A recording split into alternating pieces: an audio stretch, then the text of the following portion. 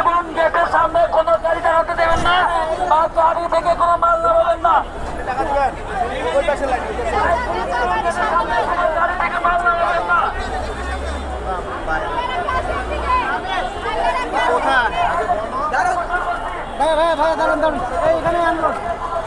so অনেক মানুষই কিন্তু এখানে এসেছে, তো সবাই কিন্তু মূলত ত্রাণ